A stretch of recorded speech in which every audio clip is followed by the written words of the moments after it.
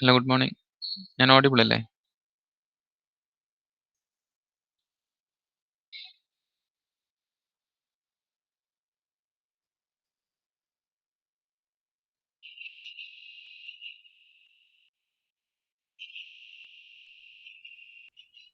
Okay, thank you. എല്ലാവരോടും പെട്ടെന്ന് join ചെയ്യാൻ പറയാ.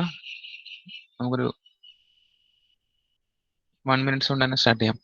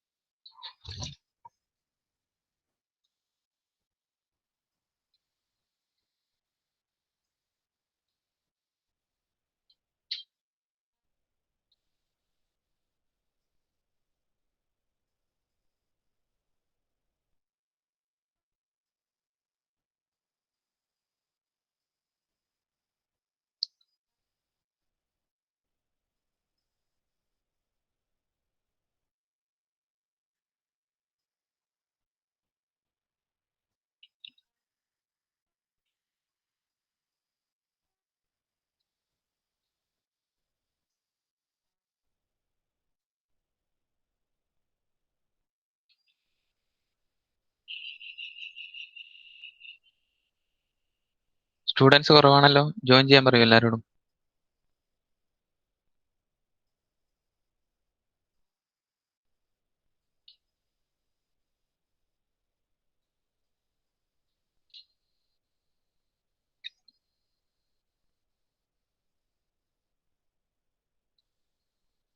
ഓക്കെ, നമുക്ക് ജസ്റ്റ് സ്റ്റാർട്ട് ചെയ്യാം. ഫാത്തിമ റംഷാദ ലാസ്റ്റ് ക്ലാസ്സിൽ ഉണ്ടായിരുന്നില്ലേ?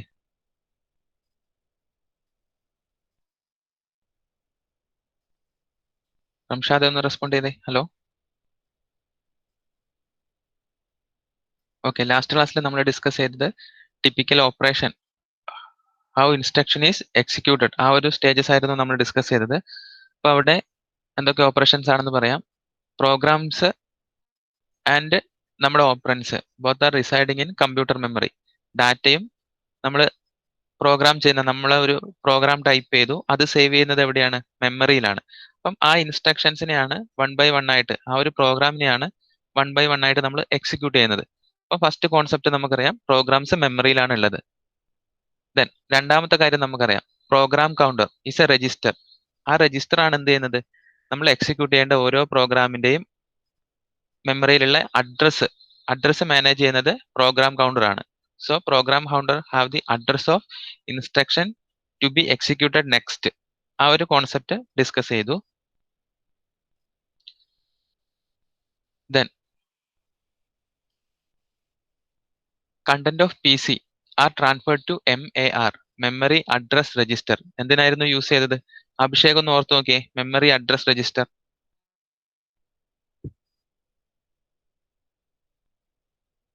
മെമ്മറിയും പ്രോസസ്സറും കമ്മ്യൂണിക്കേറ്റ് ചെയ്യുമ്പം നമുക്ക് രണ്ട് രജിസ്റ്റേഴ്സ് ഉണ്ട്, മെമ്മറി ഡാറ്റ രജിസ്റ്ററും മെമ്മറി അഡ്രസ് രജിസ്റ്ററും.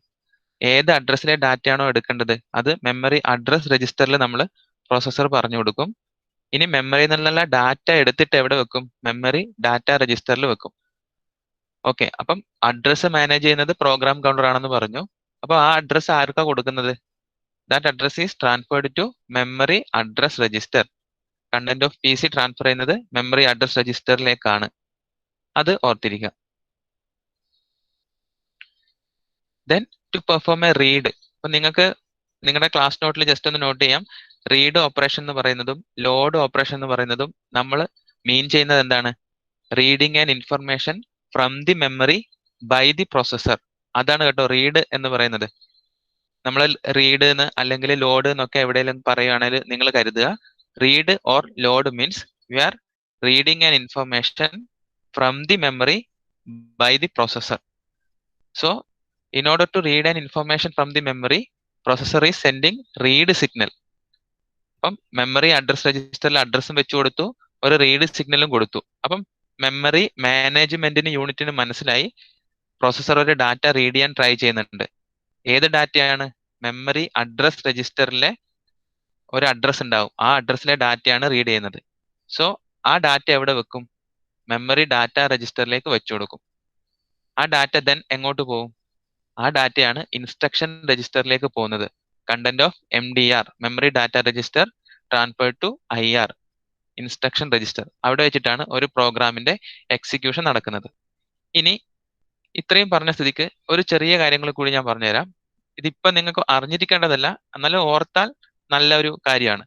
ഒരു എക്സിക്യൂഷൻ ഓഫ് ദി ഇൻസ്ട്രക്ഷൻ എന്ന് പറയുന്നത് പെട്ടെന്ന് തന്നെ മെമ്മറിയിലെ ഡാറ്റ എടുത്ത് അങ്ങ് എക്സിക്യൂട്ട് ചെയ്യുകയല്ല ചെയ്യുന്നത്. അത് ശരിക്കും ഒരു കമ്പ്യൂട്ടറിനെ സംബന്ധിച്ചിടത്തോളം ഡിഫറെന്റ് സ്റ്റെപ്സ് ആയിട്ടാണ് നമ്മൾ മനസ്സിലാക്കേണ്ടത്. So execution of the instruction എന്ന് പറഞ്ഞാൽ എന്തൊക്കെ ഉണ്ടെന്ന് അറിയാവോ? ഫസ്റ്റ് നമ്മൾ ഇൻസ്ട്രക്ഷനെ ഫെച്ച് ചെയ്യണം. ദെൻ നമ്മൾ എന്ത് ചെയ്യണം? ഇൻസ്ട്രക്ഷനെ ഡീകോഡ് ചെയ്യണം. ദെൻ നമ്മൾ ഇൻസ്ട്രക്ഷനെ എക്സിക്യൂട്ട് ചെയ്യണം. ദെൻ നമ്മൾ ഇൻസ്ട്രക്ഷൻ എന്ത് ചെയ്യണം?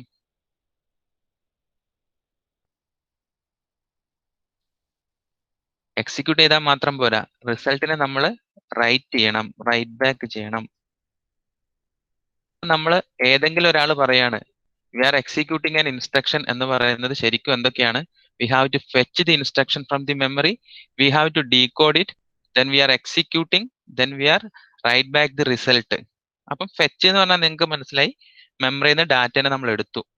ഡീകോഡ് ചെയ്യാന്ന് പറഞ്ഞാൽ എന്താ? ആ ഡാറ്റ ചിലപ്പം അഡീഷൻ പെർഫോം ചെയ്യേണ്ട ഇൻസ്ട്രക്ഷൻ ആവാം, സബ്സ്ട്രാക്ഷൻ പെർഫോം ചെയ്യേണ്ടതാവാം, ചിലപ്പോൾ അത് കമ്പാരിസൺ ആയിരിക്കും പെർഫോം ചെയ്യുന്നത്. We have to decode it. എന്ത് ഓപ്പറേഷൻ ആണ് അത് ചെയ്യേണ്ടത് എന്ന് കമ്പ്യൂട്ടർ മനസ്സിലാക്കുന്നതിനെയാണ് ഡീകോഡിംഗ് എന്ന് പറയുന്നത്. ദെൻ വി ആർ എക്സിക്യൂട്ട് ചെയ്യാന്ന് പറഞ്ഞാൽ ആ എന്താണോ സ്പെസിഫിക് ആയിട്ടുള്ള ആ ഓപ്പറേഷൻ അത് നമ്മൾ പെർഫോം ചെയ്യാം. Then after an execution definite ആയിട്ടും ഒരു റിസൾട്ട് ഉണ്ടാവും. ആ റിസൾട്ടിനെ നമുക്ക് വേണമെങ്കിൽ പിന്നീട് എപ്പോഴെങ്കിലും വേണമെങ്കിൽ എന്ത് ചെയ്യണം? നമുക്ക് അതിനെ മെമ്മറിയിലേക്ക് റൈറ്റ് ബാക്ക് ചെയ്യാം, അല്ലെങ്കിൽ ഏതെങ്കിലും ഒരു ഔട്ട്പുട്ട് ഡിവൈസിലേക്ക് കാണിച്ച് പ്രോഗ്രാമറിനെ തിരിച്ചു കൊടുക്കാം. സോ ഇൻസ്ട്രക്ഷന്റെ ഡിഫറെന്റ് സ്റ്റേജസ് ജസ്റ്റ് ഒന്ന് ഓർത്തിരിക്കാം. Fetch, decode, execute and write back എന്ന് പറയുന്നത് റിസൾട്ട് നമുക്ക് വേണമെങ്കിൽ എന്ത് ചെയ്യാം? മെമ്മറിയിലേക്ക് കൊണ്ട് പ്ലേസ് ചെയ്യാം. ഇനി വേണ്ടെന്നാണെങ്കിൽ റൈറ്റ് ബാക്ക് സ്റ്റെപ്പ് അങ്ങ് ഒഴിവാക്കി നമുക്ക് ഏതെങ്കിലും ഔട്ട്പുട്ട് ഡിവൈസിൽ അതിനെ കാണിക്കാം. ഇത് ജസ്റ്റ് ഒന്ന് ഓർത്തിരിക്കുക. അപ്പം നമ്മളിപ്പം പറഞ്ഞു വന്നത് ടിപ്പിക്കൽ ഓപ്പറേഷൻ സ്റ്റെപ്സ് എന്തൊക്കെയാണെന്ന് പറഞ്ഞു. ഇന്നലെ നമ്മൾ ഡീറ്റെയിൽ ആയിട്ടുള്ള ഒരു എക്സാമ്പിൾ ഡിസ്കസ് ചെയ്തിരുന്നു. ഇത്രയും കാര്യങ്ങൾ ക്ലിയർ ആണോ? എനിക്ക് റെസ്പോൺസ് വേണം. ക്ലിയർ ആണ്. Okay, savings, thank you. Abhinav Selvarajan respond ചെയ്തിട്ടുണ്ട്. ദെൻ അനൈന, അനീഷ്, അനൂജ, അനുപമ രണ്ടുപേരും റെസ്പോണ്ട് ചെയ്തിട്ടുണ്ടെങ്കിൽ നമുക്ക് നെക്സ്റ്റ് ടോപ്പിക്കിലേക്ക് പോവാം. Anaina, thank you. ഓക്കെ, ഇനി നമ്മൾ ബസ് എന്ന് പറഞ്ഞ, അപ്പൊ നിങ്ങൾക്ക് നെക്സ്റ്റ് സൈഡ് ഹെഡിങ് എഴുതാം. നിങ്ങളുടെ സിലബസിലുള്ള നെക്സ്റ്റ് ടോപ്പിക്കിലേക്ക് നമ്മൾ പോവാണ്. ബസ് എന്നാണ് ടോപ്പിക്കിന്റെ പേര്. ബസ്. നിങ്ങൾക്ക് എത്ര പേർക്ക് കോമഡി ഇഷ്ടമുണ്ടെന്ന് അറിയില്ല, എന്നാലും ഞാൻ വെറുതെ ഒരു കോമഡി പറയാം. പണ്ട് വാല്യുവേഷന് പോയപ്പം ഒരു ക്വസ്റ്റ്യൻ ചോദിച്ചു, explain different type of buses in കമ്പ്യൂട്ടറിന്. ഒരു ബിരുദൻ എഴുതി വെച്ചു, ലൈൻ ബസ്, റൂട്ട് ബസ് എന്നൊക്കെ എഴുതി വെച്ചു. അപ്പം ഇതുപോലെയുള്ള കുറെ കാര്യങ്ങൾ നമ്മൾ റിയൽ ലൈഫിൽ കാണും. അപ്പൊ നിങ്ങൾ ബസ് എന്ന് കേൾക്കുമ്പോൾ നിങ്ങൾക്ക് ഓർമ്മ വരേണ്ട കാര്യങ്ങളാണ് ഞാൻ പറഞ്ഞു വരുന്നത്. സെന്റ് തോമസിലെ കുട്ടികളൊക്കെ നല്ല കുട്ടികളായതുകൊണ്ട് ബസ് സ്ട്രക്ചർ എന്ന് കേൾക്കുമ്പോൾ നിങ്ങൾക്ക് ഓർമ്മ വരേണ്ട കാര്യങ്ങളാണ് ഞാൻ പറഞ്ഞു തരുന്നത്. അപ്പൊ ബസ് എന്ന് കേൾക്കുമ്പോൾ നിങ്ങൾക്ക് ആദ്യം ഓർമ്മ വരേണ്ടത്, bus is used to connect different peripheral devices. സാധാരണ ബസ് ചെയ്യുന്നത് എന്താ? ഡിഫറെന്റ് ലൊക്കേഷൻസിനെ കണക്ട് ചെയ്ത് പോകാൻ വേണ്ടിയിട്ടാണല്ലോ ബസ് യൂസ് ചെയ്യുന്നത്. പക്ഷെ കമ്പ്യൂട്ടറിന്റെ ഇൻസൈഡിലുള്ള പെരിഫറൽ ഡിവൈസസിനെ കണക്ട് ചെയ്യാൻ വേണ്ടിയിട്ടാണ് നമ്മൾ കമ്പ്യൂട്ടറിന്റെ ഉള്ളിൽ ബസ്സിനെ യൂസ് ചെയ്യുന്നത്. അപ്പൊ നിങ്ങൾക്ക് ആ ഡയഗ്രാം കാണാം. We have input devices, output devices, memory, processor. ഇതൊക്കെ എന്ത് ചെയ്യുന്നുണ്ട്? കുറെ ആരോ മാർക്സ് വെച്ച് കണക്ട് ചെയ്തിട്ടുണ്ട്. ആ ആരോ മാർക്ക് റെപ്രസെന്റ് ചെയ്യുന്നത് ബസ്സിനെയാണ്. CPU എപ്പോഴേലൊക്കെ ഊരി നോക്കിയ ആൾക്ക് കാണാൻ പറ്റും, റിബൺ പോലെയുള്ള ഒരു സംഭവം ഇങ്ങനെ കണക്ട് കാണുന്നതാണ്. ഹാർഡ് ഡിസ്കിലേക്കോ റിബൺ പോയിട്ടുണ്ടാവും, ബോർഡിലേക്കോ റിബൺ പോയിട്ടുണ്ടാവും. ഇതൊക്കെ എന്താണ്? ഡാറ്റ ട്രാൻസ്ഫർ ചെയ്യാനുള്ള പാത്താണ്, സെറ്റ് ഓഫ് ലൈൻസ് ആണ്. ആ ലൈൻസിന്റെ പ്രത്യേകത എന്താണെന്ന് അറിയോ? ഓരോ ലൈനിനും 1 ബിറ്റ് ഓഫ് ഇൻഫർമേഷൻ പാസ് ചെയ്യാൻ പറ്റും. അങ്ങനെയുള്ള ഒരു 24 ലൈൻസ് അല്ലെങ്കിൽ ഒരു 16 ലൈൻസ് ഒക്കെ ആയിരിക്കും ആ റിബൺ പോലെ നിങ്ങൾ കാണുന്നത്. ഇതിനെയാണ് നമ്മൾ ബസ് എന്ന് പറയുന്നത്. അപ്പം ജസ്റ്റ് ഒരു ഡെഫിനിഷൻ അല്ല, നമുക്ക് അറിഞ്ഞിരിക്കേണ്ട ഒരു എക്സ്പ്ലനേഷൻ പോലെ ഓർത്തിരിക്കുക. എന്താണ്? കമ്പ്യൂട്ടറിലെ ഫങ്ഷണൽ യൂണിറ്റിനെ പരസ്പരം കമ്മ്യൂണിക്കേറ്റ് ചെയ്യണം. അപ്പൊ കമ്മ്യൂണിക്കേറ്റ് ചെയ്യണമെങ്കിൽ എന്ത് ചെയ്യണം? അത് കണക്റ്റഡ് ആയിരിക്കണം. സോ ഈ പെരിഫറൽ ഡിവൈസിനെ കണക്ട് ചെയ്യുന്ന പാരലൽ വയേഴ്സിനെയാണ് നമ്മൾ ബസ് എന്ന് പറയുന്നത്. ഓരോ ലൈൻസിനും, ഈ പാരലൽ വയേഴ്സിലെ ഓരോ ലൈൻസിനും എന്ത് ചെയ്യാൻ പറ്റും? ഓരോ ബിറ്റ് ഓഫ് ഇൻഫർമേഷനെ ട്രാൻസ്ഫർ ചെയ്യാൻ പറ്റും. അപ്പൊ നിങ്ങൾ ഓർക്കുക, 24 ലൈൻസ് ഉണ്ട് ആ ഒരു ബസ്സിനെങ്കിൽ അതിന് 24 ബിറ്റിനെ അറ്റ് എ ടൈം ട്രാൻസ്ഫർ ചെയ്യാൻ പറ്റും. 1 bit can carried by 1 line. അങ്ങനെ 24 ലൈൻസ് ആ ബസ്സിലുണ്ട് എങ്കിൽ 24 ബിറ്റിനെ എന്ത് ചെയ്യാൻ പറ്റും? നമ്മളെ ബസ്സിൽ 24 സീറ്റ് ഉണ്ടെങ്കിൽ 24 ആളെ കൊണ്ടുപോകാൻ പറ്റുമല്ലോ. അതുപോലെ തന്നെ 24 ലൈൻസിന്റെ ബസ്സാണ് എങ്കിൽ അത് 24 ബിറ്റ് ഓഫ് ഇൻഫർമേഷനെ അതിന് ട്രാൻസ്ഫർ ചെയ്യാൻ പറ്റും. അപ്പൊ ആ കാര്യം നിങ്ങൾക്ക് മനസ്സിലായി. ഇനി നമ്മളെ സംബന്ധിച്ചിടത്തോളം ബസ്സസ് 2 ടൈപ്സ് ഉണ്ട്. ഇനി നമുക്ക് ചെറിയൊരു റെപ്രസെന്റേഷനിലേക്ക് പോവാം.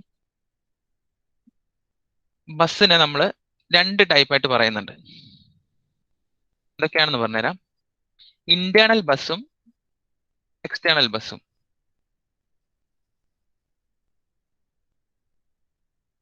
നിങ്ങൾ ജസ്റ്റ് ഇപ്പൊ തന്നെ നോട്ട് ചെയ്യാനുള്ള ശീലം തുടങ്ങിക്കൊള്ളുക. ബസ് 2 ടൈപ്സ് പറഞ്ഞു, ഇന്റേണൽ ബസ്സും എക്സ്റ്റേണൽ ബസ്സും. നിങ്ങൾ എഴുതി വെച്ച്, അല്ലെങ്കിൽ നിങ്ങൾ പിന്നീട് അത് മറന്നുപോകും.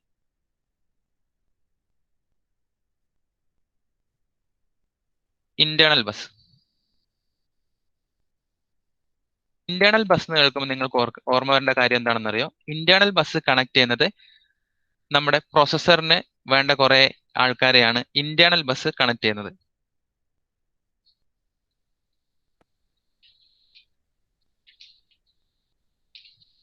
ഓക്കെ, അപ്പൊ അതിൽ എന്തൊക്കെയാണെന്ന് നോക്കാം. ഇന്റേണൽ ബസ് പ്രോഗ്രാം കൗണ്ടറിനെ, ഇൻസ്ട്രക്ഷൻ രജിസ്റ്ററിനെ, ജനറൽ പർപ്പസ് രജിസ്റ്റേഴ്സിനെ ഒക്കെയാണ് ആര് കണക്ട് ചെയ്യുന്നത്? Internal bus. ഇതാണ് എന്റെ ഇന്റേണൽ ബസ് എന്ന് നിങ്ങൾ ഓർക്കുക. അപ്പം ഇന്റേണൽ ബസ് കണക്ട് ചെയ്യുന്നത് ആരൊക്കെയാണെന്ന് അറിയോ? പ്രോഗ്രാം കൗണ്ടറിനെ ഇയാൾ കണക്ട് ചെയ്യുന്നുണ്ട്, ഇൻസ്ട്രക്ഷൻ രജിസ്റ്ററിനെ കണക്ട് ചെയ്യുന്നുണ്ട്, set of general purpose register, general purpose registers. Internal bus എന്ന് കണ്ടാൽ നിങ്ങൾ ഓർക്കുക, ഇന്റേണൽ ബസ് പ്രോസസ്സറിന്റെ ഉള്ളില് പ്രോഗ്രാം കൗണ്ടറിനെ കണക്ട് ചെയ്യാൻ വേണ്ടിയിട്ട്, ഇൻസ്ട്രക്ഷൻ രജിസ്റ്ററിനെ കണക്ട് ചെയ്യാൻ വേണ്ടി, സെറ്റ് ഓഫ് ജനറൽ പർപ്പസ് രജിസ്റ്റേഴ്സിനെ കണക്ട് ചെയ്യാൻ വേണ്ടിയിട്ടാണ് നമ്മൾ ഇന്റേണൽ ബസ് യൂസ് ചെയ്യുന്നത്. ഓക്കെ ആണോ? Okay, then we are discussing about external bus. രണ്ടാമത്തെ ആളാണ് എക്സ്റ്റേണൽ ബസ്. എക്സ്റ്റേണൽ ബസ് എന്ന് കേൾക്കുമ്പോൾ നിങ്ങൾക്ക് ഓർമ്മ വരേണ്ടത് പ്രോസസ്സറിനെയും മെമ്മറിനെയും കണക്ട് ചെയ്യാൻ വേണ്ടിയിട്ടാണ് നമ്മൾ എക്സ്റ്റേണൽ ബസ് യൂസ് ചെയ്യുന്നത്. കാരണം പ്രോസസ്സറിന്റെ കൂടെ ഉള്ളത് ആരാണെന്ന് നമ്മൾ പറഞ്ഞു? ക്യാഷ് മെമ്മറിയാണ് പ്രോസസ്സറിന്റെ കൂടെ ഉള്ളത്. നമ്മുടെ മെമ്മറി എന്ന് പറയുന്നത് പ്രോസസ്സറിന് കുറച്ച് ദൂരെയാണ് ഉള്ളത് എന്ന് നമ്മൾ പറഞ്ഞു. അതുകൊണ്ടാണ് മെമ്മറിനെ ആക്സസ് ചെയ്യാൻ വേണ്ടി കുറെ ടൈം എടുക്കുന്നത്. സോ എക്സ്റ്റേണൽ ബസ് നമ്മൾ യൂസ് ചെയ്യുന്നത് പ്രോസസ്സറിനെയും മെമ്മറിനെയും കണക്ട് ചെയ്യാൻ വേണ്ടിയിട്ടാണ്. അതായത് പ്രോസസ്സർ എന്ന് പറയുന്ന ആൾ ഇവിടെയുണ്ട്, മെമ്മറി എന്ന് പറയുന്ന ആൾ ഇവിടെയുണ്ട്. ഇവരെ പരസ്പരം കണക്ട് ചെയ്യാൻ വേണ്ടിയിട്ടാണ്. എന്തോ പ്രോസസ്സറിനെയും മെമ്മറിനെയും അടുത്ത് വെച്ചാൽ പോരെ?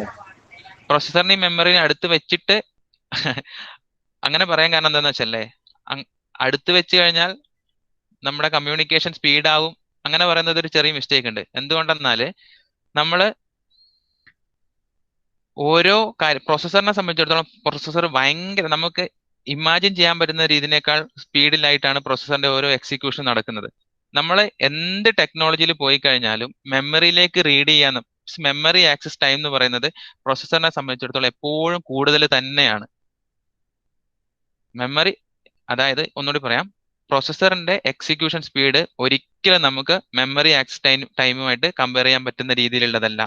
പ്രോസസ്സറിന് ഭയങ്കര സ്പീഡായിട്ടാണ് നമ്മൾ പ്രോസസ്സർ എക്സിക്യൂട്ട് ചെയ്യുന്നത്. പക്ഷെ നമ്മൾ മെമ്മറിയിൽ പോയിട്ട് ഒരു ഡാറ്റ എടുത്ത് തിരിച്ചു കൊണ്ടുവരിക എന്ന് പറയുന്നത് പ്രോസസ്സറിന്റെ സ്പീഡിനെ സംബന്ധിച്ചിടത്തോളം ഭയങ്കര കൂടുതലാണ്. അത് കുറക്കാൻ വേണ്ടിയിട്ടാണ് നമുക്ക് വേണ്ട കുറെ ഇൻഫർമേഷൻ നമ്മൾ പ്രൈമറിയിൽ വെക്കുന്നതും അതിനേക്കാൾ വേണ്ട ഇൻഫർമേഷൻ നമ്മൾ ക്യാഷിൽ വെക്കുന്നതും. കാരണം പ്രോസസ്സറിന്റെ ഒന്നിച്ച് ഓടി എത്തണേല് മെമ്മറി എന്ത് ചെയ്യണം? ഒരുപാട് കഷ്ടപ്പെടണം. അപ്പൊ എന്ത് ചെയ്യാൻ പറ്റും? ആ ഒരു ലാഗ് കുറക്കാൻ വേണ്ടി മെമ്മറി കുറച്ച് പ്രൈമറി മെമ്മറിയിൽ എടുത്ത് വെച്ചിട്ടുണ്ടാവും, കുറച്ച് ക്യാഷിൽ എടുത്ത് വെച്ചിട്ടുണ്ടാവും. അതുകൊണ്ടാണ് പ്രോസസ്സർ ഓടുന്ന പോലെയെങ്കിലും നമുക്ക് മെമ്മറിയിൽ നിന്ന് ഡാറ്റ എടുത്ത് വർക്ക്ഔട്ട് ചെയ്യാൻ പറ്റുന്നത്. ഇൻഷാല്ല അടുത്ത computer organisation and architecture S7 ഞാൻ നിങ്ങൾക്ക് എടുക്കുവാണെങ്കിൽ ഭയങ്കര ഡീറ്റെയിൽ ആയിട്ട് നിങ്ങൾക്ക് ഈ കാര്യം മനസ്സിലാവും. COA അനിയനാണ്, ഏട്ടൻ നമുക്ക് പഠിക്കാനുണ്ട് S7 അഡ്വാൻസ്ഡ് കമ്പ്യൂട്ടർ ആർക്കിടെക്ചർ. അപ്പം കറക്റ്റ് നിങ്ങൾക്ക് മനസ്സിലാവും. ഇപ്പൊ നിങ്ങൾ ഇത്ര ഓർത്തിരിക്കുക, പ്രോസസ്സർ ഭയങ്കര ഫാസ്റ്റ് ആയിട്ട് എക്സിക്യൂട്ട് ചെയ്യുന്ന ഒരു യൂണിറ്റ് ആണ്.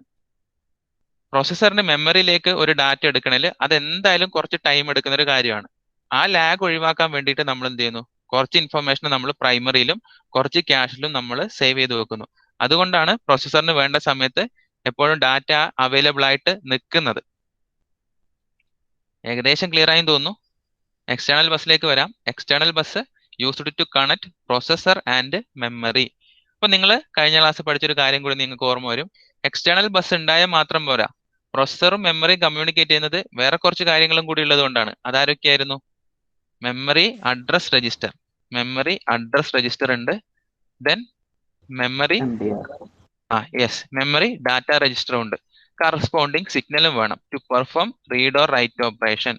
Read or write operation perform ചെയ്യാൻ വേണ്ടി കറസ്പോണ്ടിങ് സിഗ്നലും വേണം. അപ്പൊ ഇത്രയും കാര്യങ്ങൾ ഉണ്ടെങ്കിൽ മാത്രമേ മെമ്മറിക്ക് പ്രൊസസ്സറുമായിട്ട് കമ്മ്യൂണിക്കേറ്റ് ചെയ്യാൻ പറ്റൂ. അപ്പൊ അവിടെ തന്നെ 3 കാര്യങ്ങൾ ഉണ്ടെന്ന് മനസ്സിലായി. അപ്പൊ ഈ 3 കാര്യങ്ങളെയും കൊണ്ടുപോകണ്ടേ? അപ്പൊ അതുകൊണ്ട് 3 ബസ് അവിടെ ഉണ്ട്. ആ ബസ് ഏതൊക്കെയാണെന്ന് നമുക്ക് പറയാം. ഈ ബസ്സിനെ ഞാൻ വെറുതെ ഇങ്ങനെ വരച്ചു വെക്കുന്നുണ്ട്. ഈ ബസ്സിന് ഞാൻ 3 പേര് കൊടുക്കാൻ പോവാണ്. First one is address bus.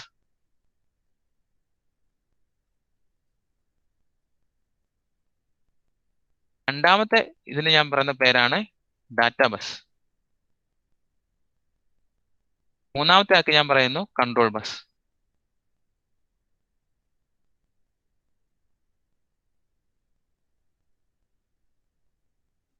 Okay, അപ്പൊ എക്സ്റ്റേണൽ ബസ് എന്ന് കേൾക്കുമ്പോൾ നിങ്ങൾക്ക് ഓർമ്മ വരണം, it is used to connect processor and memory. അപ്പൊ അതിൽ ആരൊക്കെയുണ്ട്? കൺട്രോൾ ബസ് ഉണ്ട്, ഡാറ്റ ബസ് ഉണ്ട്, അഡ്രസ് ബസ് ഉണ്ട്. അപ്പൊ കൺട്രോൾ ബസ് എന്തിനാന്ന് ചോദിച്ചാൽ നിങ്ങൾക്ക് പറയാൻ പറ്റണം, control bus is used to transfer control signals. കാരണം പ്രൊസസ്സറിന് മനസ്സിലാവണം റീഡ് ആണോ റൈറ്റ് ആണോ. To perform read operation read signal pass ചെയ്യുന്നു. സോ കൺട്രോൾ ബസ് സിഗ്നൽസിനെ പാസ് ചെയ്യാൻ വേണ്ടി യൂസ് ചെയ്യുന്നു. ദെൻ ഡാറ്റ ബസ് എന്തിനാണ്? MDR ഡാറ്റ വരുന്നുണ്ട്, അതിനെ ക്യാരി ചെയ്യണേൽ ഒരാൾ വേണം. അതാണ് ഡാറ്റ ബസ്. ഡാറ്റ ബസ്സിൽ ആരുണ്ട്? ഡാറ്റ ഉണ്ട്. ഡാറ്റ ട്രാൻസ്ഫർ ചെയ്യാൻ വേണ്ടി ഡാറ്റ ബസ് യൂസ് ചെയ്യുന്നു. Then third one address bus. Data read ചെയ്യണേലും റൈറ്റ് ചെയ്യണേലും മെമ്മറി മാനേജ്മെന്റ് യൂണിറ്റിന് പറഞ്ഞു കൊടുക്കണം ഏത് അഡ്രസ്സാണ് നമ്മൾ റീഡ് ചെയ്യാനും റൈറ്റ് ചെയ്യാനും പോകുന്നെന്നുള്ള കാര്യം. അപ്പൊ അത് എവിടെ പറഞ്ഞു കൊടുക്കും? ത്രൂ നമ്മൾ അഡ്രസ് ബസ്സിൽ പറഞ്ഞു കൊടുക്കും. അപ്പൊ ഇത്രയും കാര്യങ്ങൾ ഓർത്തിരിക്കുക. We have 2 type of buses. Internal bus used to connect general purpose registers, program counter and IR. Left സൈഡിലെ ഡയഗ്രാം.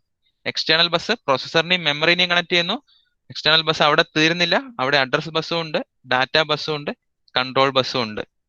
MAR-ഉം MDR-ഉം റീഡ് ആൻഡ് റൈറ്റ് സിഗ്നലുമാണ് ഇതിനൊക്കെ കാരണം എന്ന് ഓർത്തിരിക്കുക. ഓക്കെ ആണോ? അരുന്ധത്, അർപ്പിത്, ആരോമൽ ഒന്ന് റെസ്പോണ്ട് ചെയ്തേ. Sir okay. ഓക്കെടാ, താങ്ക് യു.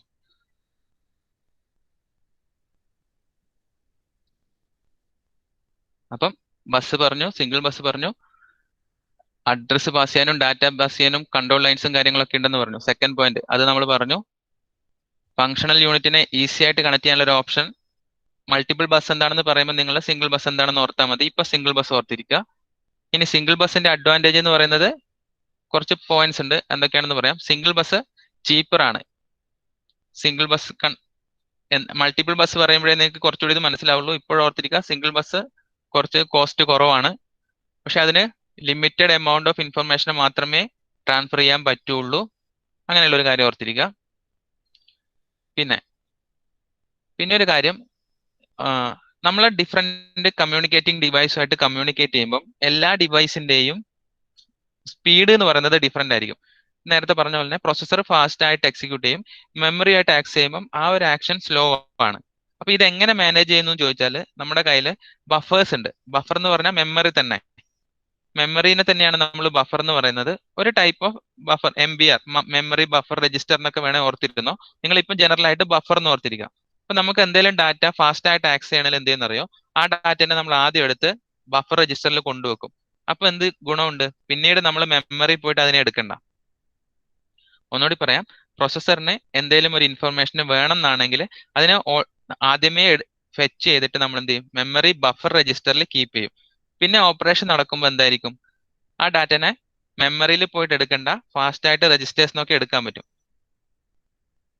ഡീറ്റെയിൽ ആയിട്ട് ഓർത്തിരുന്നില്ലെങ്കിലും ഈ ഒരു പോർഷൻ വലിയ പ്രശ്നമില്ല. ഡിഫറെന്റ് ടൈപ്പ് ഓഫ് ബസ് ഓർത്തിരിക്കുക. ഡിഫറെന്റ് ഡിവൈസസ് പരസ്പരം കമ്മ്യൂണിക്കേറ്റ് ചെയ്യുമ്പം അവരുടെ സ്പീഡ്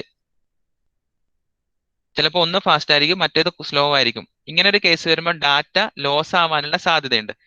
ഡാറ്റ ലോസ് ആവാനുള്ള സാധ്യത ഒഴിവാക്കാൻ വേണ്ടി നമ്മൾ എന്ത് ചെയ്യും? ചില ഇൻഫർമേഷനെ ബഫറിൽ സേവ് ചെയ്ത് വെക്കും. വേണ്ട കുറച്ച് ഇൻഫർമേഷനെ ബഫറിൽ സേവ് ചെയ്ത് വെക്കും. അങ്ങനെ ഓർത്തിരിക്കുക. ഇത്രയും കാര്യങ്ങൾ ക്ലിയർ ആണോ? ബഫർ എന്ന് പറയുന്ന കോൺസെപ്റ്റ്, ഡാറ്റ ലോസ് ആവാൻ വേണ്ടി ഡിഫറെന്റ് ഡിവൈസ് കമ്മ്യൂണിക്കേറ്റ് ചെയ്യുമ്പോൾ ഡാറ്റനെ നമുക്ക് സ്റ്റോർ ചെയ്യാൻ പറ്റുന്ന ഒരു പാർട്ടിനെ നമുക്ക് ബഫർ എന്ന് പറയാം. ബഫറും എന്താണ് ശരിക്കും? മെമ്മറി തന്നെയാണ്. നിങ്ങളിനി ജസ്റ്റ് നോട്ട്സ് വായിക്കുമ്പോൾ അത് കുറച്ചുകൂടി ക്ലിയർ ആവും.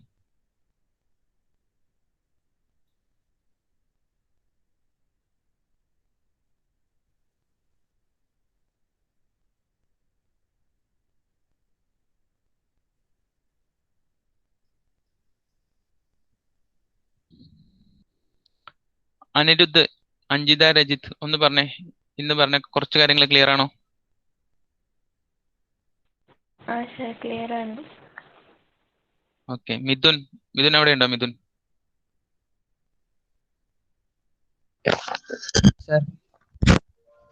ഓക്കെ, ക്ലിയർ അല്ലേടാ?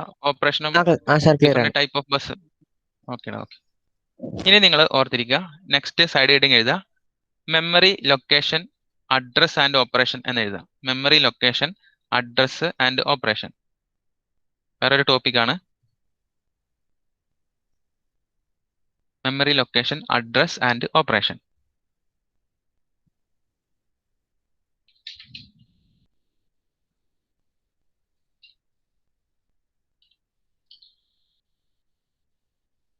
ജസ്റ്റ് ബേസ് തൊട്ട് തന്നെ നമുക്ക് സ്റ്റാർട്ട് ചെയ്യാം. മെമ്മറി എന്ന് പറയുന്നത് നമ്മൾ പറഞ്ഞു, മെമ്മറിയിൽ ബിറ്റ് ആയിട്ട് ഇൻഫർമേഷൻ സ്റ്റോർ ചെയ്യാൻ പറ്റുന്ന സെല്ലുകളാണ് ഉണ്ടാവുക. ഈ സെൽ എന്ന് ഉദ്ദേശിക്കുന്നത് ഐദർ ട്രാൻസിസ്റ്റർ തന്നെയാണ് സെക്കൻഡറി സ്റ്റോറേജിൽ ഉണ്ടാവുക. റാം ആണെങ്കിൽ നമുക്ക് കപ്പാസിറ്റർ ഓർ ട്രാൻസിസ്റ്റർ എന്നൊക്കെ പറയാം. അപ്പം ഓരോന്നിലും presence of voltage 1 bit of ഇൻഫർമേഷനെ സ്റ്റോർ ചെയ്യുന്നു. ഇതാണ് നമ്മുടെ കോൺസെപ്റ്റ്. ദെൻ 8 ബിറ്റിനെ നമ്മൾ ഒരു ബൈറ്റ് എന്ന് പറയുന്നു. ഒരു ബൈറ്റിന് ഒരു ക്യാരക്ടറിനെ സേവ് ചെയ്യാം. 8 bits means a byte. It can store 1 character information. Character എന്ന് പറഞ്ഞാൽ എന്താ? A, B, C ഇങ്ങനെയുള്ള ക്യാരക്ടേഴ്സ് തന്നെ. ഇനി 24 ബിറ്റ്സിനെ നമ്മൾ ഒരു വേർഡ് എന്ന് പറയുന്നു. നമ്പേഴ്സിനെ സേവ് ചെയ്യാൻ വേണ്ടി നമുക്ക് ഒരു വേർഡ് വേണം. 24 ബിറ്റ്സ് വേണം നമുക്കൊരു വേർഡിനെ സേവ് ചെയ്യാൻ വേണ്ടിയിട്ട്. ഓക്കെ. ഇനി ഡിഫറെന്റ് കമ്പ്യൂട്ടേഴ്സിനെ സംബന്ധിച്ചിടത്തോളം എന്താണ്? വേർഡ് ലെങ്ത് ഡിഫറെന്റ് ആണ്. നമുക്ക് 16 ബിറ്റ്സിനെ വേർഡായിട്ട് ഐഡന്റിഫൈ ചെയ്യുന്ന കമ്പ്യൂട്ടേഴ്സ് ഉണ്ട്. 24 ബിറ്റ്സിനെ വേർഡായിട്ട് ഐഡന്റിഫൈ ചെയ്യുന്ന കമ്പ്യൂട്ടർ ഉണ്ട്. 32 ബിറ്റ്സിനെ വേർഡായിട്ട് ഐഡന്റിഫൈ ചെയ്യുന്ന കമ്പ്യൂട്ടേഴ്സ് ഉണ്ട്. 64 ബിറ്റ്സിനെ വേർഡായിട്ട് ഐഡന്റിഫൈ ചെയ്യുന്ന കമ്പ്യൂട്ടേഴ്സ് ഉണ്ട്. അപ്പൊ നിങ്ങൾക്ക് മനസ്സിലായി, ബൈറ്റ് എന്ന് പറയുന്നത് മാത്രമേ 8 ബിറ്റ് നമുക്ക് ഫിക്സഡ് ആയിട്ട് പറയാൻ പറ്റുന്നുള്ളൂ. വേർഡ് ലെങ്ത് കമ്പ്യൂട്ടേഴ്സിനെ സംബന്ധിച്ചിടത്തോളം ഡിഫറെന്റ് ആണ്. ജസ്റ്റ് ഒന്ന് ഓർത്തിരിക്കുക, 60 ബിറ്റ് ടു 64 ബിറ്റ് വരെ വേർഡിനെ ഐഡന്റിഫൈ ചെയ്യുന്ന കമ്പ്യൂട്ടേഴ്സ് ഉണ്ടെന്ന് ഓർത്തിരിക്കുക. ഇനി നമ്മൾ പഠിക്കാൻ പോകുന്നതൊക്കെ എങ്ങനെയുള്ളതാണെന്ന് അറിയോ? 32 ബിറ്റ്സ് വേർഡ് ലെങ്ത് ആയിട്ടുള്ള എക്സാമ്പിൾസ് ആണ് നമ്മൾ ഡിസ്കസ് ചെയ്യുന്നത്. ഓക്കെ. മെമ്മറി ലൊക്കേഷനിൽ നമ്മൾ റിസ്ക് ആർക്കിടെക്ചർ എന്നൊക്കെ നമ്മൾ പറയും, റെഡ്യൂസ്ഡ് ഇൻസ്ട്രക്ഷൻ കമ്പ്യൂട്ടർ ആർക്കിടെക്ചർ. അപ്പൊ റിസ്ക് ആർക്കിടെക്ചറിൽ നമ്മൾ റിസ്ക് എന്ന് നിങ്ങൾ ഇപ്പോൾ ഓർത്തിരിക്കണം എന്നില്ല. നമ്മൾ പഠിക്കാൻ പോകുന്ന ആർക്കിടെക്ചറിൽ വേർഡ് ലെങ്ത് നമ്മൾ 32 ബിറ്റ് ആയിട്ടാണ് ഐഡന്റിഫൈ ചെയ്യുന്നത്, നമ്മളിപ്പം പഠിക്കുന്ന കമ്പ്യൂട്ടർ. അപ്പൊ അതിൽ ഓർക്കുക, 32 ബിറ്റ് ആയിട്ട് നമ്മൾ വേർഡ് ലെങ്ത് ഐഡന്റിഫൈ ചെയ്തു. ആ വേർഡിൽ തന്നെ നമുക്ക് 4 ക്യാരക്ടേഴ്സിനെ സേവ് ചെയ്യാനുണ്ട്. കാരണം 32 ബിറ്റ് എന്ന് പറയുമ്പോൾ 8 ബിറ്റ്സ് ഉള്ള 4 ഇൻഫർമേഷനെ, 4 ആസ്കി ക്യാരക്ടേഴ്സിനെ നമുക്ക് എന്ത് ചെയ്യാൻ പറ്റും? സേവ് ചെയ്യാൻ പറ്റും. പറയുന്ന കാര്യം ക്ലിയർ അല്ലേ? ഗദീജ, ഷിറിൻ, ലിഖിത്. ലിഖിത് ഒന്നും ഞാൻ പറഞ്ഞിട്ടില്ല. 32 ബിറ്റ് ഉണ്ട് എന്റെ കയ്യിൽ മെമ്മറി. അതിൽ 8 ബിറ്റ് ഉള്ള 4 ആസ്കി ക്യാരക്ടറിനെ സേവ് ചെയ്യാൻ പറ്റുമെന്ന് മാത്രമേ പറഞ്ഞിട്ടുള്ളൂ. ഈ 32 ബിറ്റ് മെമ്മറിനെ ഞാനിപ്പം വേർഡ് എന്ന് വിളിച്ചു, അത്രേ ഞാൻ പറഞ്ഞിട്ടുള്ളൂ. ഓക്കെ ആണേ?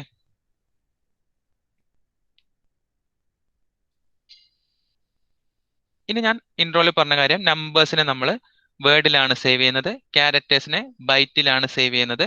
സ്ട്രിങ്സ് എന്ന് പറയുന്നത് വേരിയബിൾ ലെങ്ത് ക്യാരക്ടറിനെയാണ് നമ്മൾ സ്ട്രിങ്സ് എന്ന് പറയുന്നത്. അപ്പൊ സ്ട്രിങ്സിനെ മെമ്മറിയിൽ സേവ് ചെയ്യുമ്പം സ്ട്രിങ്ങിന്റെ എൻഡ് നമുക്ക് ഐഡന്റിഫൈ ചെയ്യണമല്ലോ.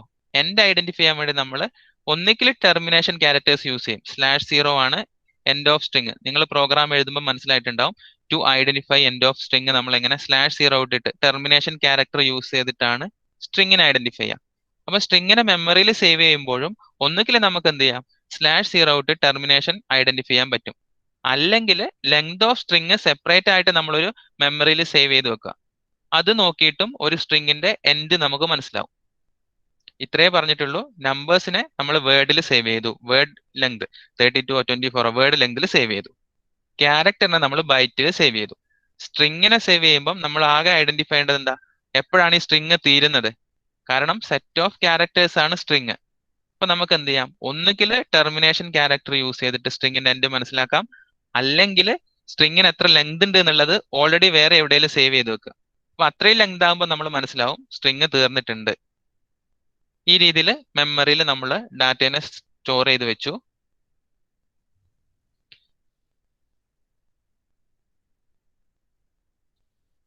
ഇനി ഈ പറയാൻ പോകുന്ന കാര്യം വരച്ച് റെപ്രസെന്റ് ചെയ്ത് തരാം.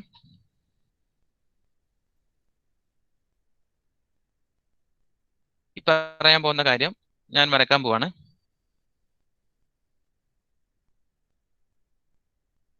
നമുക്ക് മെമ്മറിനെ രണ്ട് രീതിയിൽ ഐഡന്റിഫൈ ചെയ്യാൻ പറ്റും. മെമ്മറിനെ രണ്ട് രീതിയിൽ ഐഡന്റിഫൈ ചെയ്യാൻ പറ്റും. ഫസ്റ്റ് വൺ ആണ് ബൈറ്റ് അഡ്രസ്സിബിൾ.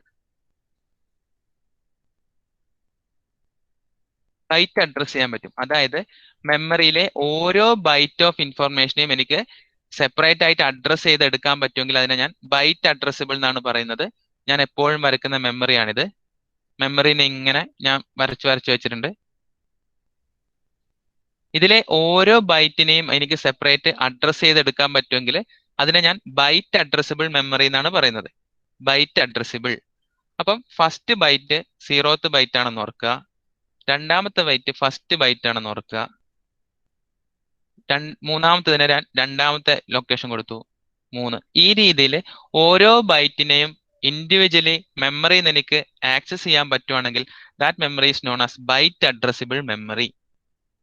ഒരാൾ മൈക്ക് ഓഫ് ആക്കി പറഞ്ഞേ, മിഥുൻ ഒന്ന് പറഞ്ഞേ, what is byte addressable memory?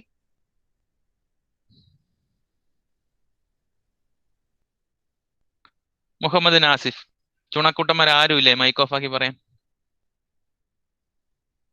ചുണക്കുട്ടികൾ Nivedya, KC, Nanditha, what is byte addressable memory?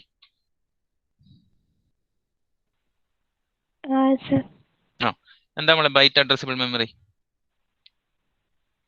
ഓരോ സെല്ലിനെയും ബൈറ്റ് അഡ്രസ്സിൽ റെപ്രസെന്റ് ചെയ്യാൻ പറ്റുന്നുണ്ടെങ്കിൽ അതിനെ ബൈറ്റ് അഡ്രസ്സിബിൾ മെമ്മറി. നമ്മളെ കയ്യിലൊരു മെമ്മറി ഉണ്ട്. അതിലെ ബൈറ്റ് എന്ന് പറഞ്ഞാൽ എന്താ, 8 ബിറ്റ് ആണ് ഒരു ബൈറ്റ് എന്ന് പറയുന്നത്. 8 ബിറ്റ്. അപ്പൊ ഈ 8 ബിറ്റ്സിനെയും എനിക്ക് ഇൻഡിവിജ്വലി എടുക്കാൻ പറ്റും. ഈ 8 ബിറ്റിനെ എനിക്ക് എടുക്കാൻ പറ്റും. അഡ്രസ് ചെയ്യാന്ന് പറഞ്ഞാൽ ആ 8 ബിറ്റിലെ ഡാറ്റ എനിക്ക് എടുക്കാൻ പറ്റും എന്നാണ് അർത്ഥം. നിങ്ങൾ വിചാരിച്ചു നോക്കി, നമ്മുടെ കയ്യിൽ വലിയൊരു മെമ്മറി ഉണ്ട്, അതിൽ 8 ബിറ്റിൽ റെപ്രസെന്റ് ചെയ്യുന്ന ആ വലിയ GB മെമ്മറിനെ സംബന്ധിച്ചിടത്തോളം 8 ബിറ്റ് എന്ത് ചെറുതാണ്. ആ 8 ബിറ്റിനെയും ഇൻഡിവിജ്വലി എനിക്ക് അഡ്രസ് ചെയ്തെടുക്കാൻ പറ്റും എന്ന് പറഞ്ഞാൽ വലിയ കാര്യമാണ്. സോ ബൈറ്റ് അഡ്രസ്സിബിൾ മീൻസ് അതിലെ ഓരോ ബൈറ്റിനെയും ഇൻഡിവിജ്വലി അഡ്രസ് ചെയ്ത് എനിക്ക് എടുക്കാൻ പറ്റും. ഈ ഓപ്ഷൻ ഇപ്പൊ കുറവാണ്, കാരണം 1 TB ബൈറ്റ് അഡ്രസ് ചെയ്യാൻ പോയി കഴിഞ്ഞാൽ കുറെ അഡ്രസ് ലൈൻസ് നമുക്ക് വേണ്ടി വരും. പക്ഷെ പണ്ട് മെമ്മറി വളരെ കുറവായിരുന്നു. സോ അവിടെ ബൈറ്റ് അഡ്രസ്സിബിൾ പോസിബിൾ ആയിരുന്നു. ഇൻഡിവിജ്വലി ബൈറ്റിനെ വരെ എനിക്ക് എന്ത് ചെയ്യാൻ പറ്റും, അഡ്രസ് ചെയ്തെടുക്കാൻ പറ്റും. ഇനി മോഡേൺ കമ്പ്യൂട്ടേഴ്സിൽ വരുവാണെങ്കിൽ, മോഡേൺ കമ്പ്യൂട്ടേഴ്സ് എന്ന് പറയുന്നത് വേർഡ് അഡ്രസ്സിബിൾ ആണ്. വേർഡ് ആണേ.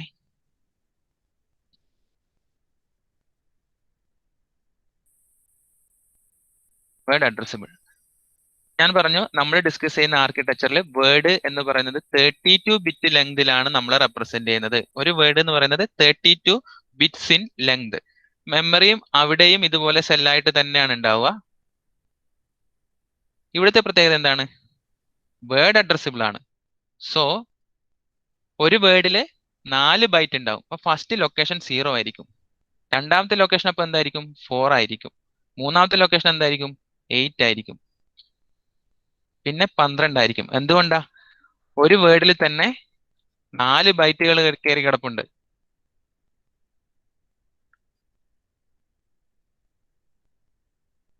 ഇവിടെ ആരുണ്ട്? 0th ബൈറ്റ് ഇവിടെ ഉണ്ടെന്ന് കരുതുക, ഫസ്റ്റ് ബൈറ്റ് ഇവിടെ ഉണ്ടെന്ന് കരുതുക, സെക്കൻഡ് ബൈറ്റ് ഇവിടെ ഉണ്ടെന്ന് കരുതുക, തേർഡ് ബൈറ്റ് ഇവിടെ ഉണ്ടെന്ന് കരുതുക.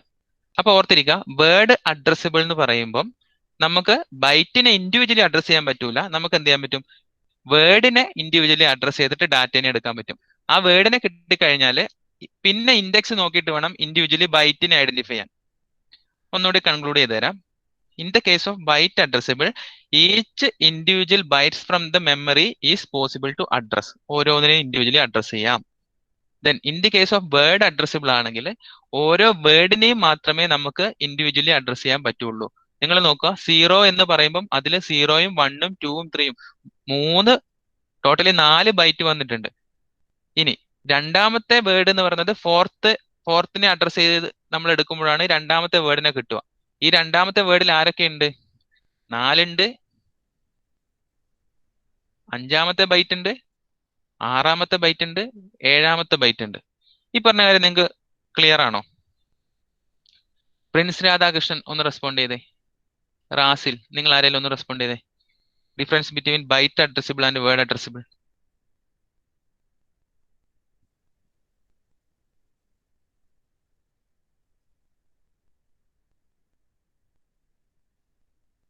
സിഷാജ്, രോഹിത്. ഹലോ.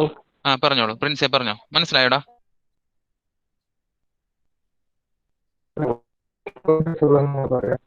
എങ്ങനെ? ഒന്ന് ടൈപ്പ് ചെയ്യോ?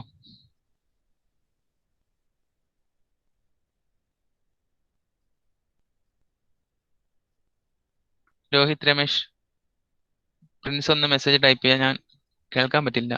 Word address, okay. ബൈറ്റ് മനസ്സിലായെന്ന് തോന്നുന്നു. ബൈറ്റിലെ ഇൻഡിവിജ്വൽ ബൈറ്റിനെ നമുക്ക് അഡ്രസ് ചെയ്തെടുക്കാം. പക്ഷെ വേർഡ് അഡ്രസ്സബിൾ എന്ന് പറയുന്നത് നമ്മൾ അഡ്രസ് ചെയ്തെടുക്കുന്നത് ഒരു വേർഡ് ഓഫ് ഇൻഫർമേഷനെയാണ്. ആ വേർഡ് ഇവിടെ എത്ര ബിറ്റാണ്? അറ്റ് എ ടൈം നമുക്ക് ഇവിടെയാകുമ്പോൾ നമുക്ക് 8 ബിറ്റിനെ ഇൻഫർമേഷനെ അഡ്രസ് ചെയ്തെടുക്കാം. ഇവിടെ നമ്മൾ വേർഡ് അഡ്രസ് എന്ന് പറയുമ്പോൾ 32 ബിറ്റ് ഇൻഫർമേഷൻ ഒരുമിച്ചാണ് എടുക്കുന്നത്.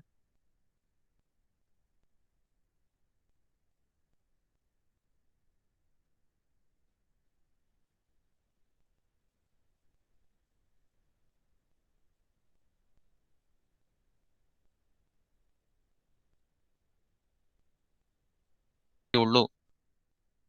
ഓക്കെ, അപ്പം ആ അഡ്രസ് എങ്ങനെയുള്ള സീക്വൻസ് നമ്പേഴ്സ് എങ്ങനെയായിരിക്കും? 0, 4, 8, 12.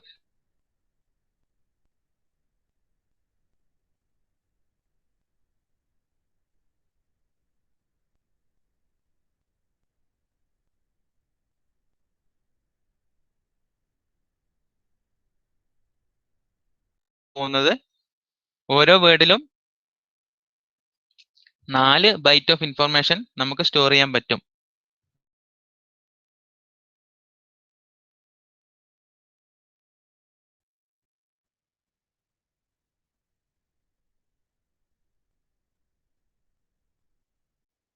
റെസ്പോണ്ട് ചെയ്യ്. സങ്കീർത്തന ഒന്ന് റെസ്പോണ്ട് ചെയ്തേ.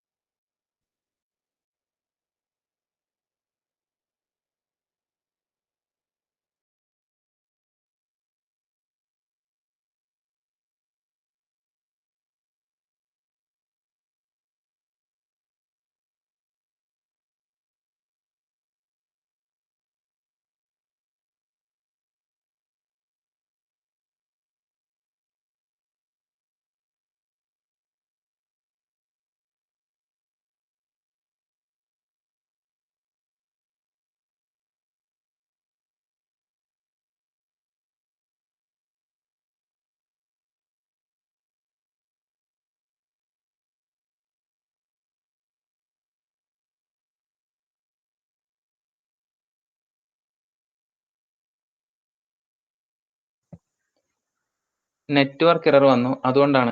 ഓഡിബിൾ ആണോ ഇപ്പൊ ഞാൻ? ഓക്കെ.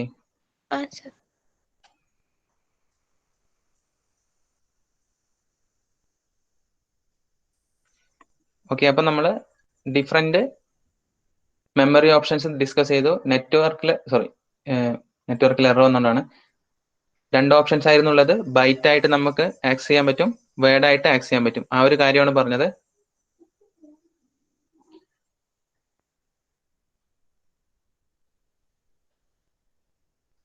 ഇനി നിങ്ങളൊരു സൈഡ് ഹെഡിങ് എഴുതുക, big endian and little endian assignments എന്ന് എഴുതാം.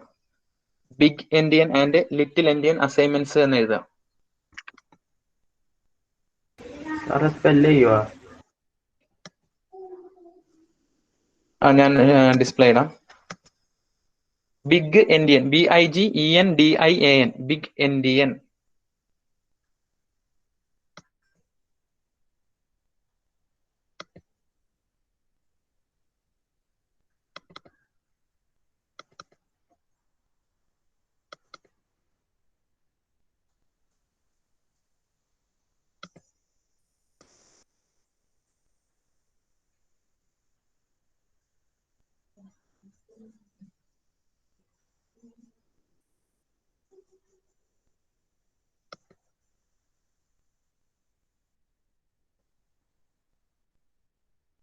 Big endian and little endian assignments എന്ന് എഴുതാം.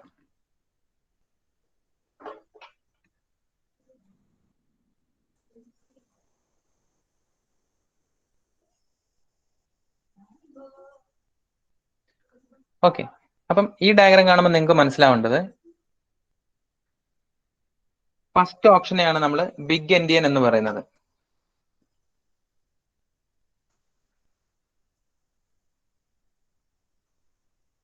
അപ്പൊ കണ്ടോ, നമ്മൾ വേർഡ് അഡ്രസ്സ് നേരത്തെ പറഞ്ഞ പോലെ 0, 4 ആ രീതിയിലാണ് പോകുന്നത്.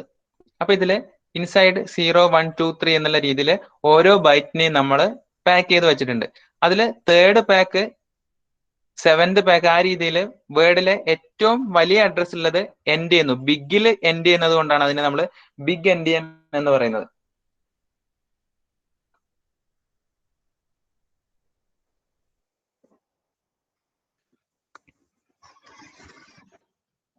ഓക്കെ, ഞാൻ ഡെസ്ക്ടോപ്പിലേക്ക് വരാം. ഈ സിസ്റ്റം ഞാനൊന്ന് മ്യൂട്ട് ചെയ്യുകയാണേ.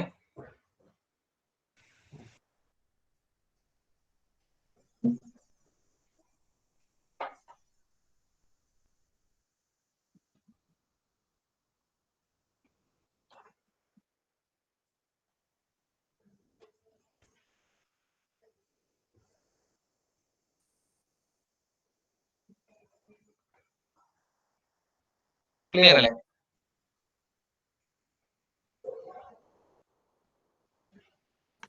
ഒന്ന് റെസ്പോണ്ട് ചെയ്താൽ ആരെങ്കിലും. ആ sir. Okay,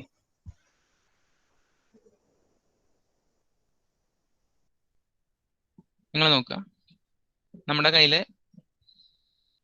word address 0, 4, 2k ആ രീതിയിലാണ് വേർഡിനെ അഡ്രസ് ചെയ്യുന്നുള്ളത്. അതിൽ ഇൻഡിവിജ്വലി 0th ബൈറ്റ് ഉണ്ട്, ഫസ്റ്റ് ബൈറ്റ്, 2 ബൈറ്റ്, 3 ബൈറ്റ്. ഞാൻ നേരത്തെ വരച്ചത് കാര്യങ്ങൾ അവിടെ ഉണ്ട്, കണ്ടോ? 0, 1, 2, 3. അപ്പൊ ഇതിൽ നോക്കുക, 0, 1, 2, 3 ഇത് എൻഡ് ചെയ്തേക്കുന്നത് ബിഗ് എൻഡിലാണ് ഓരോ പാക്കും എൻഡ് ചെയ്തിട്ടുള്ളത്. ഇത് 0th ബൈറ്റ്, ഇത് first byte, second byte, third byte. അപ്പം വേർഡിൽ നമ്മൾ ബൈറ്റ്സിനെ അലൈൻ ചെയ്ത് വെച്ചപ്പം ബിഗില് എൻഡ് ചെയ്യുന്നത് കൊണ്ടാണ് ഇതിനെ ബിഗ് എൻഡ് എന്നും, സ്മോളിൽ എൻഡ് ചെയ്യുമ്പോൾ നമ്മൾ അതിനെ ലിറ്റിൽ എൻഡ് എന്നും പറയും. ജസ്റ്റ് 2 ഓപ്ഷൻസ് മാത്രമേ എന്തായാലും നമുക്ക് ഉണ്ടാവുള്ളൂ. ജസ്റ്റ് ഒന്ന് ഓർത്തിരിക്കുക. Lower byte address are used in the most significant bytes. നമ്മൾ ബൈറ്റ് റെപ്രസെന്റേഷൻ നോക്കുകയാണെങ്കിൽ മോസ്റ്റ് സിഗ്നിഫിക്കന്റ് ബിറ്റ് ഉണ്ടോ 0, അവിടെ നമ്മൾ ലോവർ യൂസ് ചെയ്തു. എൻഡ് ചെയ്യുന്നത് ഹൈ ബിറ്റ് ആണ് ഇവിടെ. മോസ്റ്റ് സിഗ്നിഫിക്കന്റ് 4, ഇവിടെ എൻഡ് ചെയ്യുന്നത് 7th ബൈറ്റ്. ആ രീതിയിൽ നമ്മൾ റെപ്രസെന്റ് ചെയ്യുമ്പോൾ അതിനെ ബിഗ് എൻഡ് എന്നും, നേരെ ഓപ്പോസിറ്റ് ഓർഡറിംഗ് ആണെങ്കിൽ അതിനെ ലിറ്റിൽ എൻഡ് എന്നുണ്ടോ, ലിറ്റിൽ എൻഡ് ആണെങ്കിൽ അതിനെ നമ്മൾ ലിറ്റിൽ എൻഡ് എന്നും പറയുന്നു. സംഭവം ഇത്രയേ ഉള്ളൂ. ഒരു വേർഡിൽ നമ്മൾ 4 ബൈറ്റിനെ റെപ്രസെന്റ് ചെയ്യാണ്. ആ 4 ബൈറ്റിനെ റെപ്രസെന്റ് ചെയ്യുമ്പോൾ 0, 1, 2, 3 എന്ന രീതിയിലാണ് ഓരോ ബൈറ്റിനെയും നമ്മൾ ആ ഒരു വേർഡിൽ പ്ലേസ് ചെയ്യാൻ പോകുന്നത്. 0, 1, 2, 3 എന്ന് പറയുമ്പോൾ അത് ബിഗിലാണ് എൻഡ് ചെയ്യുന്നത്, 3യിലാണ് അത് എൻഡ് ചെയ്യുന്നത്. രണ്ടാമത്തെ റോ നിങ്ങൾ നോക്കുക, 4, 5, 6, 7, 7ലാണ് അത് എൻഡ് ചെയ്യുന്നത്. അപ്പൊ അത് ബിഗ് എൻഡിയൻ ആണ്. നേരെ ഓപ്പോസിറ്റ്, ചെറുതിൽ എൻഡ് ചെയ്യണമെങ്കിൽ അതിനെ ലിറ്റിൽ എൻഡിയൻ എന്നും പറയും. അപ്പൊ വേർഡിൽ 2 രീതിയിൽ മാത്രമേ നമുക്ക് ബൈറ്റ്സിനെ പ്ലേസ് ചെയ്യാനുള്ള ഓപ്ഷൻസ് ഉള്ളൂ. ആ ഓപ്ഷനെയാണ് നമ്മൾ ബിഗ് എൻഡിയൻ എന്നും ലിറ്റിൽ എൻഡിയൻ എന്നും പറയുന്നത്. ഇത്രയും കാര്യങ്ങൾ ക്ലിയർ ആണെങ്കിൽ നമുക്ക് വൈൻഡ് അപ്പ് ചെയ്യാം. ഓക്കെ,